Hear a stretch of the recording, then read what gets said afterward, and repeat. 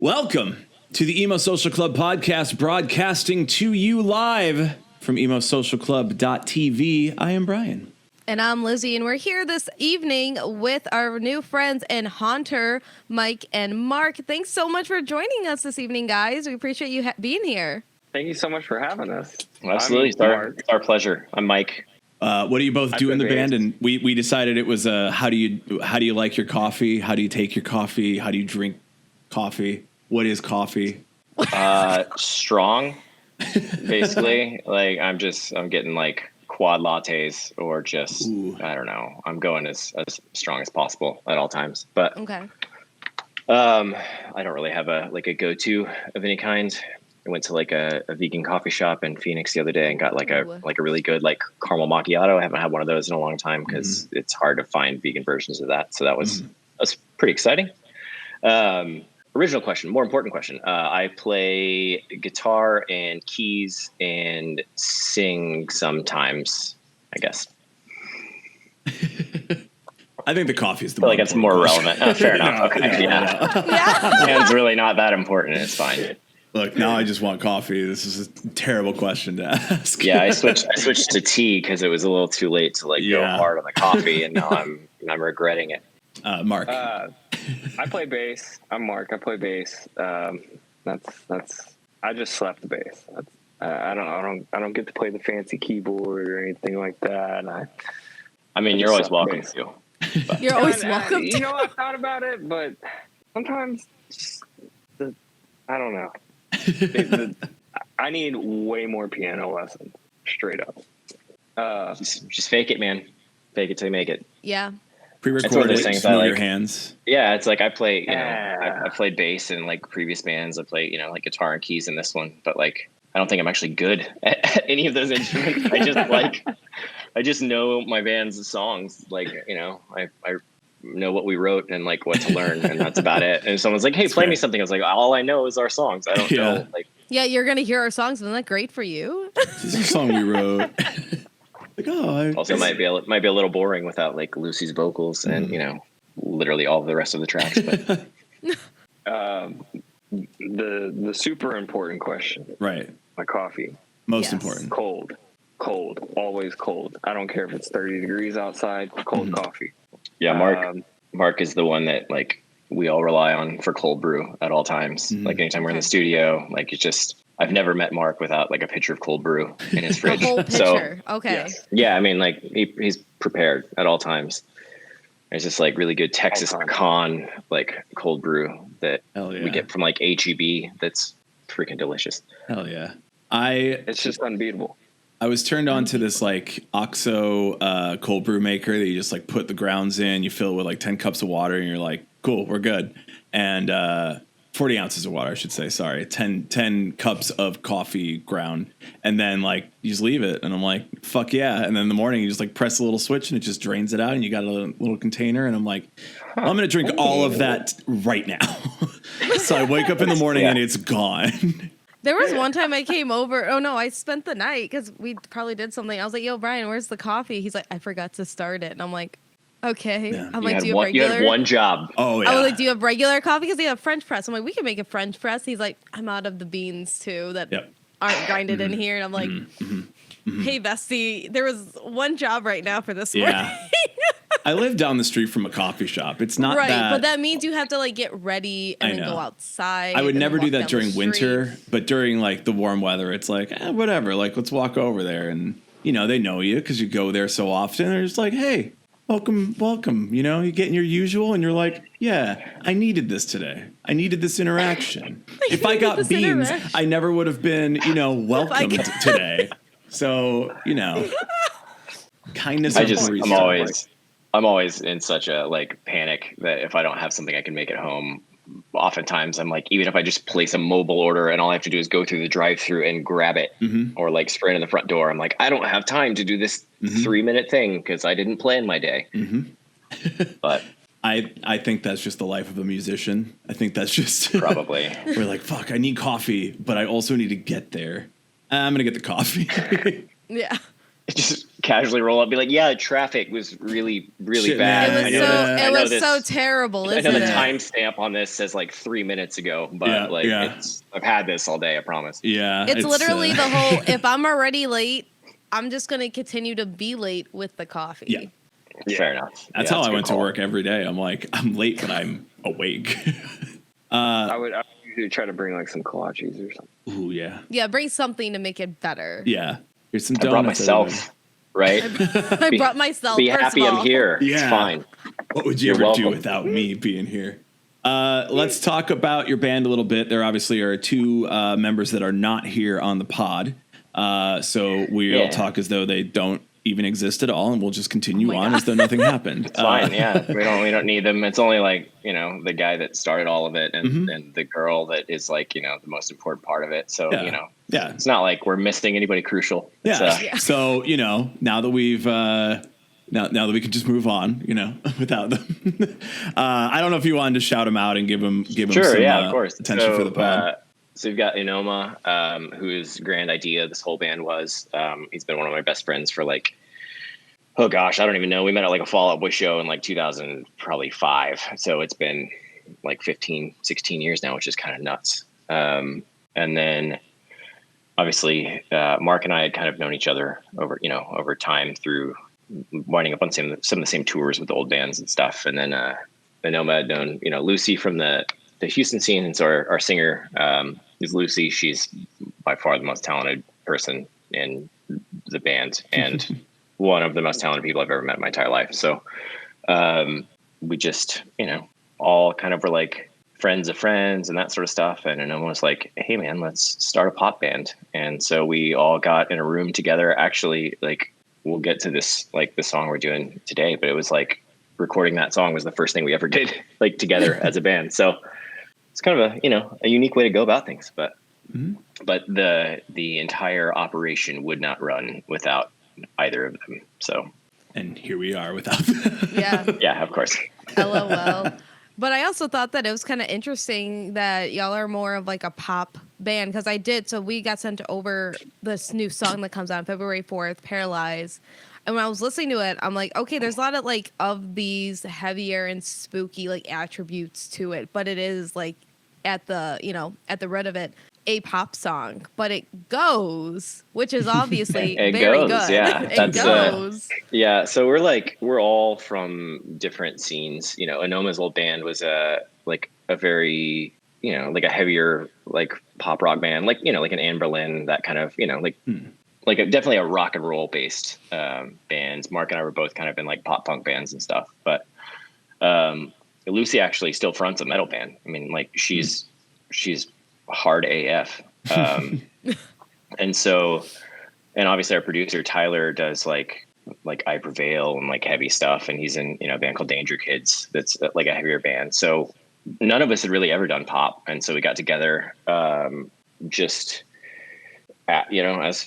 musicians. It was just like, hey, this is a thing that none of us have ever done and we all want to do, so like let's get in a room together and just see where it goes. And so I think you definitely have a lot of the like heavier things that maybe we were all a little more comfortable with from like old projects and previous stuff that definitely come into this song more than some of the others, because it was the first thing we ever did as a band. But yeah, I mean, that's the goal, is just to go regardless, pop, rock, whatever you wind up calling it. We just want everything to go hard, right?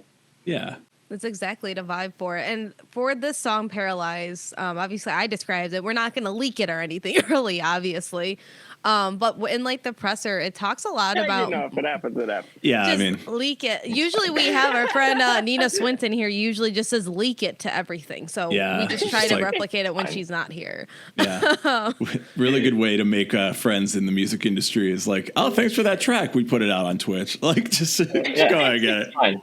Just they won't DMCA us here. Yeah. No DMCA for that shit.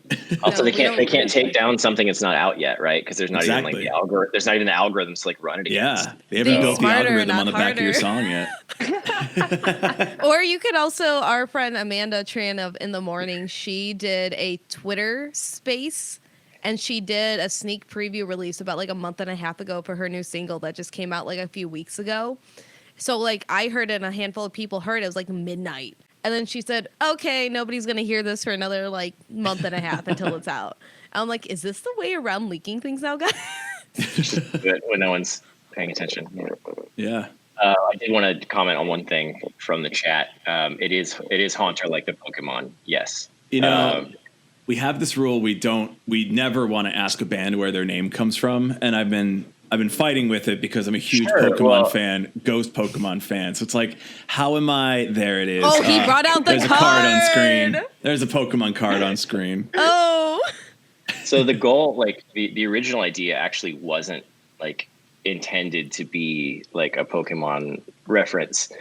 It came from like the idea that music is something that like haunts you, and like a good song like weaves its way like into your brain, and then it just won't leave, and it won't leave you, and like you have to go back to it, and like it just, you know, it's something that just hits you in a different way. But also like Anoma at the time I think was like dealing with like a bunch of night terrors and all kinds of crazy stuff, and so it was just sort of like he was being haunted by other stuff, and it was just this like there's this multi-level meaning of stuff, and we just kind of, I don't know, we were talking about it one day and it just sort of settled on it. And then immediately one day we're like, yeah, we're starting this new thing called like Haunter. And people like the Pokemon. I was like, oh yeah. Yeah, exactly. Like, you're like, I guess. Like, a little subconscious.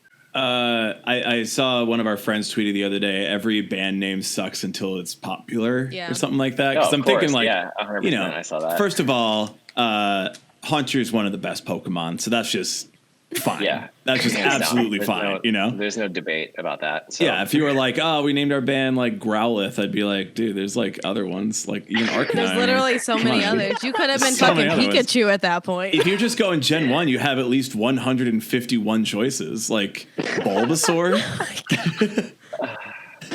And you chose Growlithe? You chose Growlithe? Mewtwo. You could have been Mewtwo.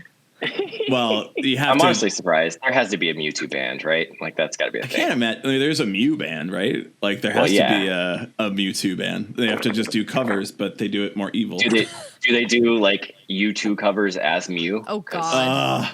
Dude, Mewtwo would be awesome. Did you guys see that Bono recently said, I think it was like over the weekend, he said, yeah, YouTube actually really sucked in our early years. I only just started to learn how to sing within the last like 5 years. I said, yo, what? Yeah, didn't he say he like hated his band and the band name and everything about it? And I was just like, oh, okay, cool. His name I'm like, is everyone's been on there, voice. my guy. The fuck? Right? Now, how does he feel? How does he When- feel now that he forced everybody to listen to that one YouTube album? Though now, like reflecting on that, right? And if we're gonna talk about like when the band sucked, I don't know. Like, I'm just saying, it wasn't Joshua Tree, that's for sure. Yeah. Like, at what time? I hate talking shit, but it's like, at what time were you good? Fuck. I have nothing against you two. I just never listened to that record out of spite. I think that's what happened to everybody. I've heard a handful of the songs that come on shuffle. You know? Yeah. Shit. I went to see him. Anoma went with me to the like the Joshua Tree like anniversary tour at Toyota Center. It's freaking awesome, and like it was like an amazing experience. But also like 5 songs into the set, I was just like, all right, that's what I came for. We've got. Like, you're like, I got all the Bono I need, all baby. All of the big singles are out of the way at the front end of that record. So the entire rest of the night was just like. It's like, I don't know, these are downside with front loading stuff and then playing records in order, you know? Yeah. It's like, oh, cool. I'll hear the rest of that from the line for beer over there and maybe from the bathroom. I am very happy about the Pokemon thing, though, because the game apparently is coming out. There's a new game coming out this week. And oh, is there? Yeah, it's supposed to be very different. I found out today there's like 4 trainer battles in it during the main storyline of the game. And I'm like, the fuck? What do you mean trainer battles aren't in it? What am I supposed to do now? Anyway, I've been dealing with that all day. So it's an exploration now, Brian. Just think of it as like Animal Crossing, but Pokemon. No, it's supposed to be Breath of the Wild and Pokemon. Like you're allowed to just sort of go out into the world as we've always dreamed, and there's no like linear path. You can just go places and you take on missions and you just explore the wilderness. But then I'm like, this is made for children. So are they gonna get so they're not gonna go on some like deep existential journey like into God knows where. Yeah, I think Breath of the Wild is one of the greatest games of all time, and just putting Pokemon in that world doesn't make a good game. Look, guys, I'm gonna listen, Brian. Again, like you just said, it's marketed for children. I know, but look, I think that like obviously when you say like, oh, my band is named Haunter, everybody goes, oh, like Pokemon, because we're all around that age of that nostalgia, and like I'm sure there were bands before us that were like, yeah, we named our band this because it was something I grew up with, and we have no context of that. But if you say like, oh, Haunter, you're like, oh shit, Gengar.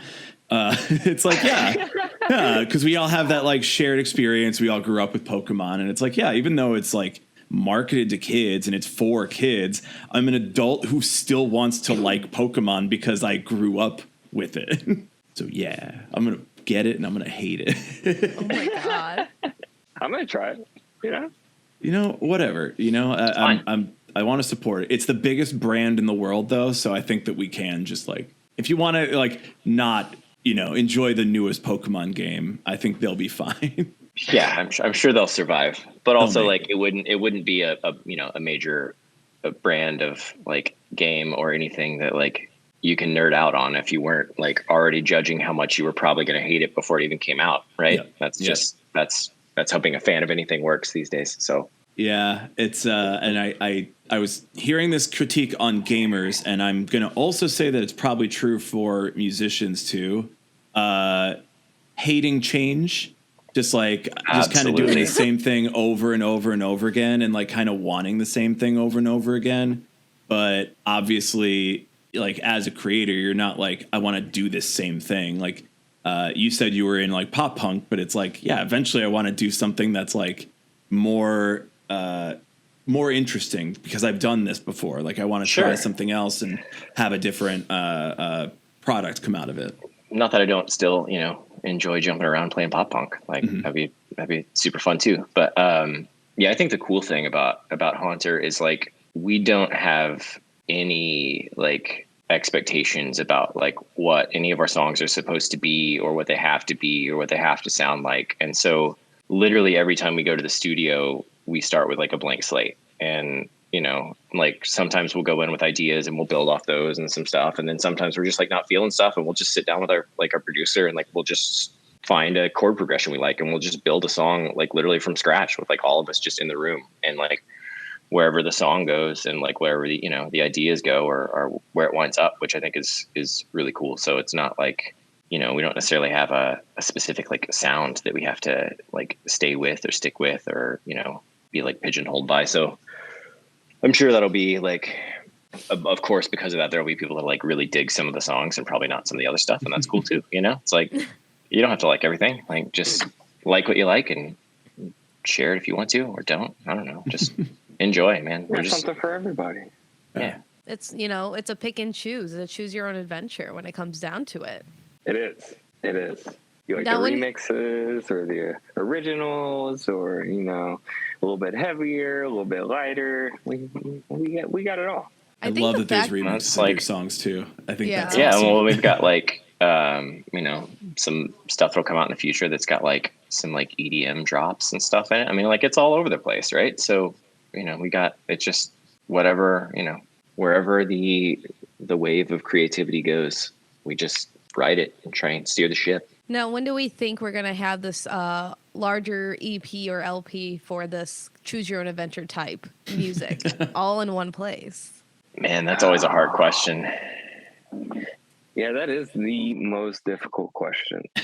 We've thought about it. The kind of like the original idea with like the choose your own adventure kind of thing was every song is kind of a little bit different than the last one, and so originally, like, to put all of those songs together on one EP or LP, I don't know. I feel like it would feel like a very disorganized album. Yeah, we'd have to like I don't know, the original plan, and still kind of the plan, is for each song to kind of stand on its own as like a, you know, like an island, like just individual singles. But we will definitely, I'm sure at some point, be repackaging some of them that are like specific vibes into like EPs or LPs, or, you know, sequencing stuff together.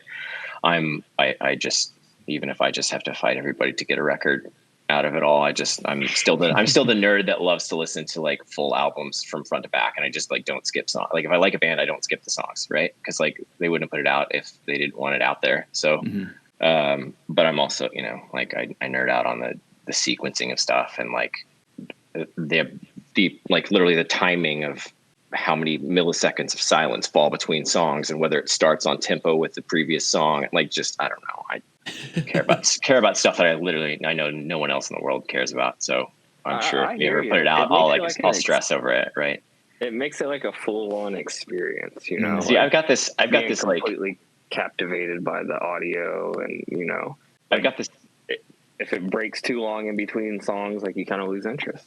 Right. So like I've got this theory that like the proper sequencing of a record, like whatever the first audible like sound is of like the next track, if there's a gap, should come in on like a 1 count of the previous song. Right. So because your brain, until you hear something new, your brain is still processing the tempo from the previous song. And so like it's going to expect whatever hits to hit like on a 1 or a 3, you know, or something that's at least on beat with the previous song. And so like when there's just a weird thing and then it comes in at like a weird time and there's no real thought to it other than just, well, that song's done and this song's starting now, and you can tell they just sort of dragged them into the track list and put, or, you know, a random bit of silence at the end. I don't know. I just feel like it needs more, like, I don't know. I overthink things to that level, but I also feel like when it's done right, like it just flows and it hits, you know.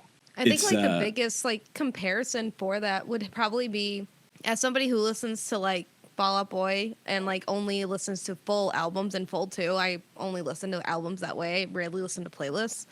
When you listen to like Fully Ado and you have that like seamless transition of everything, that's where it's like, yeah, that hits. Because if anything changed in it, you're just like, yeah. And there's so much that like we'll definitely, you know, be going back, and if we do a record, we would find ways to, you know, transition in and out of stuff and make sure that things flow, and it's not just like putting all the singles on a playlist and pressing play, because then like we just put out a Spotify playlist and call it a record, you know. So it definitely has to be you know, if you're going to put out like a full length, I feel like it should be an experience and not just a bunch of songs. I listened to this podcast called Dissect, and it's all about like albums, artists, like getting into like how the record was made, what was going on at the time, what was going on with the artist, and what the songs mean lyrically, what the bigger picture is. And there was one about Because the Internet, Childish Gambino. And there's so much to that record that like I was listening to it and I was like, oh, these songs just are good. This is weird. Like some of these songs are really weird. There's like a 13-second just like weird slowing down sound at the beginning of that record, and then it goes into the first song. I don't know what that's about, and then it's like, oh, here's what that's about. Here's the story. He made a whole script. There was a YouTube video. There was a website. There was like all these different actors that like came. Topanga from Boy Meets World was in this in the movie, and I'm like, what the fuck is going on here? And there's so much to it, and I was like, yeah, this is how you create an album. Of course, like that's what music is, right? You know, it's one of those things that like if you do it the right way, people won't want to skip stuff because it won't work. Like it'll feel like they're missing a part of the experience. Mm-hmm. Yeah, there's just a lot of like. Dissect?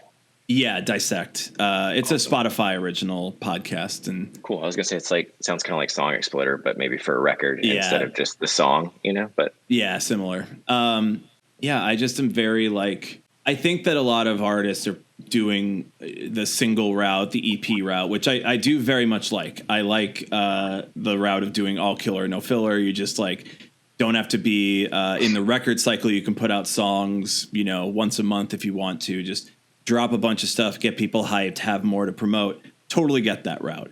But then they put it out on a record and it's just all the songs that they just released, but now it's an LP. There's a few other songs on it. They may or may not be at the same level, but now it's like there's a record, and you're like, do we really need this? Like, yeah, you could have built something else. You just repackaged your singles at that point, you know? Yeah. And I don't know, I'm sure we're not going to do like everything that's out on, you know, something. And we'll definitely have some songs that probably, if we do a record, will be on the record and not be released, you know, as singles. But it's also just the way we did, like, because we were starting a band, you know, just sort of from scratch in studio, we went, you know, a couple times to record, you know, we had, I don't know, 6 or 9 songs, something like that done before we ever even put one out. Yep. And so the goal was to put out like 3 or 4 every year and then put, you know, like some remixes and stuff in between there and just see how it goes. But it's just never, you know, like, we tried to stockpile content up front because obviously we like to work with Tyler. We feel like he's an integral part of, you know, our creative process. But because he's in LA and, you know, like, we're all in Texas, it's just not easy to get in. And obviously that dude's schedule is insanely busy. And so we got to just like take, you know, every 12 to 16 months or whenever he's got an opening for a couple of weeks, we just jump at whatever's available and go work with him. But it sounds like you have this like kind of planned out in a way. So, I mean, there's that at least going for forward. For sure. And also with like the remixes, like, we see a lot of artists doing that type of work nowadays, but what kind of like provoked you guys to go into that route for such a newer band, where we usually see a lot of like, you know, maybe bands have been around for like 5 or 10 years starting to do remixes, and now we do see a couple newer bands doing it as well, and artists doing remixes right out the gate. But what kind of made you guys want to go? To be honest, I was thinking about this a while ago, and I remember me and Anoma talking about it, you know, doing the remixes, and I don't remember what really like started that whole conversation. It's something that, like, I know Anoma's old band did it a lot, and they were like, you know, like a heavier rock band, and they had like straight up dubstep remixes of some of the stuff, and it was just like, and some of it was really, really good. I mean, it was like, I was amazed at like how well it somehow worked out. And so we've always talked about like how cool it was, and just I don't know, I'm big into, because I'm just so big into the creative process. Like, I really dig when bands release like instrumental versions of their songs, because I feel like there's so much, you know, even in like the best set of headphones in a full mix of a song, there's so much stuff that's happening, and there's so many like little nuanced things that probably make the song what it is, and it wouldn't be the same without those things. But like, if you didn't know that it was there, you wouldn't know that it was there. You know, you just only know if it was like missing. And I just feel like, you know, listening to instrumentals and stuff, you can pick up on so many of those things, and you're like, oh, that's really cool. And it's just like, sometimes the way like a reverb like washes in like stereo across things, and it like just pans in a way that's like, I don't know, it just hits the ear. And so I've always loved remixes from that aspect too, just because it's like you're taking something and creating something new from it while still, you know, pulling bits of the original into it. And so we just talked about it up front. We're just like, hey man, like, do you guys want to do remix for every song? And that's, I think, going to be the goal for pretty much everything we put out. There should be at least one. And then, you know, maybe sometime down the way we can somehow create like a Haunter extended mix of like, get all the remixes, you know, like into like a dance mix of some sort. We'll see if that works, but always ideas for sure. Do you think we need to bring back dubstep?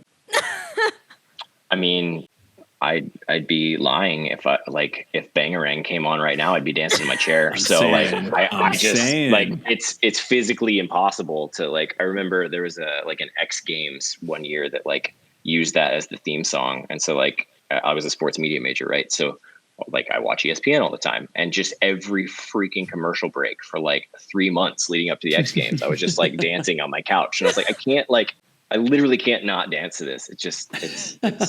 It's physically impossible. I feel like it had a really quick shelf life. Like, I remember being super into it because it was like the new thing, and I've kind of felt like rock music had kind of gotten stale, and a lot of these like popular rock bands were basically just doing Maroon 5 stuff. And I was like, I'm not really into this. Like, there needs to be something more exciting. And then I found Skrillex and found all this shit, and I'm like, fuck, this is it. This is going to be my new like identity. Like, this is the shit. And then everybody's like, hey, this is kind of all the same and kind of boring. And I was like, it is. But now I look back at those times, same as everything else, and I go, No, I want that shit. I want that shit back. Yeah, no, I mean, it doesn't mean it wasn't good, right? So if it made you move then, it'll make you move now, right? So. Oh yeah, I do think for like emo and pop punk and metal kids, like dubstep was that really nice like rock music / it was that electronic in-between. music. Yeah, like bringing everybody together.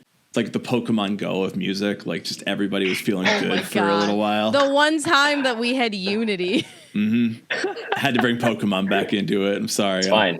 No, it's good. We'll see how many times we can get to Pokemon throughout the pod. Oh, I will get to it a lot. I did want to ask another question about songwriting since we're talking about that, and with your producer Tyler out in LA. There's this like controversy now, and I hate to say controversy because everything just seems like it's fine. This isn't really that big a deal, but the Taylor Swift and Damon Albarn news that was out, and like that he called her out for being a co-writer, not really writing her own songs, but then said Billie Eilish and her brother who are writing songs together, that's fine. And it seemed very strange. And we've talked to a lot of artists that are like, yeah, we love working with other people, but it seems like there's clearly this idea that if you're a musician, if you're an artist with a guitar, if you're a singer, you should write your own songs or you're not legitimate. And working with a producer kind of seems like that. It's like it's doing that, but who cares? Like, but literally everybody works with a producer on every unless you self-produce your record, right? Like you're working with somebody, and they're gonna have input on, yo, that sucks, or like that's cool, or like we need something more here, or like this chorus doesn't quite go hard enough or high enough. You know, like that's happened for. I mean, am I supposed to believe that like Blur never once had a producer say anything? Like they just came in, they're like, these are the songs, press record. You're an engineer. We'll give you production credit. It's fine. Yeah. I mean, I don't know. It's baffling to me to think that like there's not, you don't necessarily have to have. I mean, there's definitely some like pop songs where I'll check the songwriting things. I'm just like, how are there 14 songwriters on this? They're like, they're like two verses that are like 3 lines each, and the chorus has like 5 words. But again, like it doesn't really matter, right? It's do you like the end product? People brought a different word. Yeah, they said, guys, bring in 15 words each, and we're gonna pick one from everybody. The other person, though, they're out. Oh man, I feel bad for that guy. Squid Game of songwriting. Yeah, that's actually how it is, right? So. Yeah, that's how it works out there, guys. Come on, they got to keep it upbeat and fun. It's this weird like because on the other side of it, it's like, yeah, there's 14 people who all want the money from this song, right? And you're like, oh, I want credit on that because that's tangible money. Like if you get that song, of course, played a bunch, that's money for you. So I get it from that end, but I'm also like, dude, if the song is good and you're enjoying it, like you don't need to care about anything else. Of course, yeah. The goal is make a good song, right? Like make the song like what a good producer should do, and what Tyler always does is like just make the song as good as it can possibly be, and like make sure it goes where it needs to go, right? And he's definitely more involved in our like writing process than a lot of other bands, because we do a lot of creating from scratch in studio with him, just because we like the way that vibes. We like the first time we went in, we had all these ideas and we took all these things in, and we're like, hey, we've got this demo and this demo and this demo, and then we just weren't like, we spent a few hours like going through it, and we just weren't like feeling it. And so we just sort of broke it down and just were like, hey, we're like all in a room together. Let's just create something and see how it goes. And so, I mean, obviously you check the writing credits on every one of our songs, it's going to be the 4 of us and Tyler. So he will always be a part of our creative process as long as he will have us. Yeah. He lets you book that far out. Yeah. Yeah. I mean, he's just like, well, and he's one of those people who's just like, his taste is so wide that like,